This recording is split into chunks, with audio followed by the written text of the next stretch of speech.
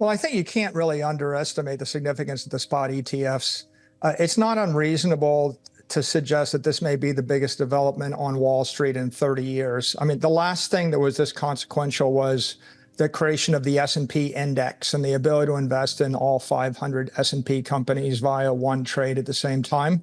So this is very eagerly anticipated, but most of the money in the Bitcoin market right now is the hodlers and the traditional crypto investors. Mainstream investors, mainstream retail, mainstream institutions have not had a high bandwidth compliant channel to invest in this asset class until these spot ETFs. So I think in January, the approval of the spot ETFs is going to be a major catalyst. It's going to definitely drive a demand shock. And then that will be followed in April with a supply shock because there are about 900 Bitcoin a day available for sale by natural sellers, the miners. And that number is going to be cut to 450 Bitcoin a day in April. So it's a pretty big deal. We are on the verge of a historic moment as the final deadline for the approval of a spot Bitcoin ETF draws near.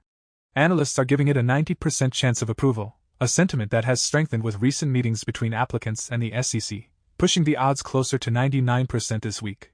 Michael Saylor, during a Bloomberg interview, declared that spot Bitcoin ETFs could potentially be the most significant development on Wall Street in the past 30 years. Saylor predicts a substantial 2x to 10x increase in demand, followed by the Bitcoin halving 3 months later, creating an unprecedented sequence of a demand shock swiftly followed by a supply shock. Analysts are labeling this as the most crucial moment in Bitcoin's history. This impending milestone should not be underestimated, representing a seismic shift for Bitcoin. It could arguably be the most significant milestone in the cryptocurrency's entire existence. As we await the outcome, it's essential to recognize the potential implications this development might have on the broader financial landscape. The stakes are high, and the repercussions could reshape the narrative surrounding Bitcoin. For a comprehensive update on the Bitcoin ETF scenario, be sure to stay tuned until the end of the video, where Bloomberg analyst James Saphir will provide the latest insights. He delves into why the approval of Bitcoin ETFs is expected to trigger a marketing war for Bitcoin, emphasizing the far-reaching consequences it could have on the cryptocurrency market. And that puts Bitcoin where a year from now? Higher. How much? We could probably keep a bunch of economists and modelers working all day long to calculate the supply, demand, and price elasticity of this. I don't think we've ever seen, a 2 to 10x increase in demand combined with a halving and supply in a scarce, desirable asset that people want to hold for a long period of time. So I think we're expecting 2024 is going to be a major bull run for the asset class. We just don't know how far the asset's going to run at this point. Well, we will absolutely continue to acquire Bitcoin. Our strategy is to acquire and hold the Bitcoin, and we will acquire it by a variety of different means as long as they're accretive to our shareholders. So our goal is always to find a way to pursue more Bitcoin per share for our shareholders. And sometimes we do it with debt, sometimes we'll do it with equity, sometimes we'll do it with cash flows from the business. And of course, the volatility in the market just creates more opportunities for us as an operating company. And our particular business strategy allows us to harvest that volatility to the benefit of our shareholders. I think fair value accounting is a giant step forward for the industry. And up until now, corporations have had to invest all of their spare treasury reserves in sovereign debt. Sovereign debt normally has a compound annual growth rate of a few percent. The cost of capital for most companies is 10 to 12%. Bitcoin's got a compound annual growth rate of 40+% over the past 4 years, and even higher in the more distant past.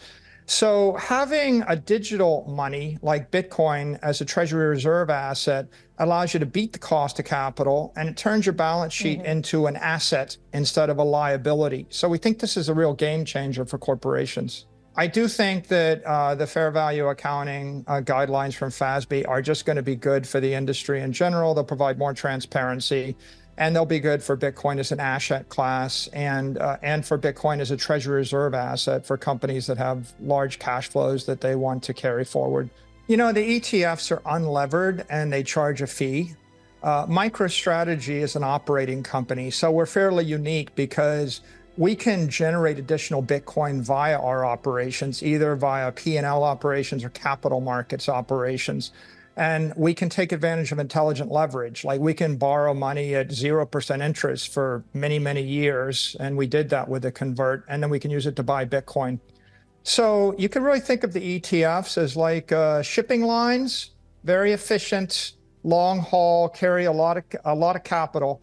MicroStrategy is more like an airline. We don't have the cargo capacity in our capital structure that a container ship has, but we can go faster and we have higher performance. So we provide you leverage and we don't charge a fee. And so if you can dig into our capital structure, you get comfortable with that, we offer sort of a high performance vehicle for people that are Bitcoin long investors. Michael Saylor elaborated on why the forthcoming spot Bitcoin ETF stands as the most significant development on Wall Street in the last 30 years. According to him, this ETF is poised to trigger a demand shock, swiftly succeeded by a supply shock when the Bitcoin halving occurs in April. Additionally, Bloomberg ETF analyst James Sart provided insights into the Bitcoin ETF, outlining his belief that its approval is set to initiate a marketing war for Bitcoin. This dual perspective emphasizes the transformative impact the Bitcoin ETF approval could have on both demand dynamics and the overall market landscape. Yeah, so the latest is that basically all these issuers, we now have 13 total people that have total applications for these spot Bitcoin ETFs. We have one that just filed that included carbon credits there, 7RCC, a new firm is trying to launch one. But really, like you said, we're seeing a flurry of activity. One, Gensler in that answer to your question kind of hinted at what we've been saying, and that's that the courts and these other issuers, they've been circling. They're like sharks, and the courts and those issuers have basically backed Gensler and the SEC into a bit of a corner here. It would be very hard for them to find a way to deny. So we do think that approvals are coming. A wave of approvals are coming in January 8th to January 10th. But what we've seen is about by my recent count, we have about 23 different meetings for all of those issuers I just mentioned, all 13 applications. So that's a lot of meetings. We're seeing a flurry of filings, right? There's a lot of filings that have come through, and it's basically on the back of these meetings with the SEC. So these issuers are meeting with the SEC. The SEC is giving them feedback. They're debating different topics like in-kind versus cash creation.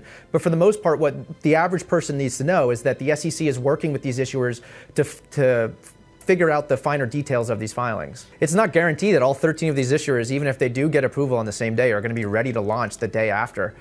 So there's two processes here, right? You need these 19 before approvals, which is what we're focused on, what everyone should be focused on. And those have a deadline of January 10th. But there's also other processes, these S1s, these offering documents, they need sign off from the SEC. So it could be we get approval and there could be a gap between approval and listing. That said, I think the way I usually look at this market and the way we look at ETFs is ETFs tend to be a winner-take-most market. So GBTC obviously is that most right now, but you have issuers like Blackrock and a lot of big players in this space, Invesco, and you have like some real niche players like Valkyrie and Bitwise that are focused on this closely. So I do think it's going to be winner-take-most. There will be one or two ETFs that thrive at the top, but I think there's enough room for plenty of these issuers to have successful funds and successful products. Now, is it going to be enough room for 13 products tracking the same thing? I'm not so sure. So there's going to be a lot of marketing. There's going to be a lot of competing on differentiated certain criteria of these ETFs. So there's going to be a hefty competition to figure out who's going to win and who will be around a year or two after these things ultimately do get approval. ETF analyst James Sart shared the latest update on the Bitcoin ETF. The certainty lies in the fact that the approval of the 13 spot ETFs is poised to ignite a fierce marketing war over Bitcoin. Analysts anticipate that within the initial 1 to 2 years, a spot Bitcoin ETF could attract capital ranging from $50 to $100 billion. Operating with a projected 1% management fee, this translates to an enticing $500 million to $1 billion in annual revenue during the first 2 years. The lion's share of this revenue is expected to go to the triumphant participant in the Bitcoin ETF race, raising a crucial question. What strategy would you adopt if your ETF issuance gains approval? The answer is clear: invest an unprecedented amount of resources to secure maximum market share in the competitive ETF landscape. As history shows, once a dominant position is established, it tends to persist. Hence, Bitcoin is on the brink of experiencing the most extensive marketing campaign in the history of finance, as industry giants like BlackRock, Fidelity, and ARK Invest vie fiercely to attract capital to their respective ETFs. The excitement among investors is palpable, anticipating the onset of Bitcoin's most monumental marketing campaign to date. For more Daily Dose Crypto news, check out these 2 awesome videos on your screen. Click now and we will see you on the next video.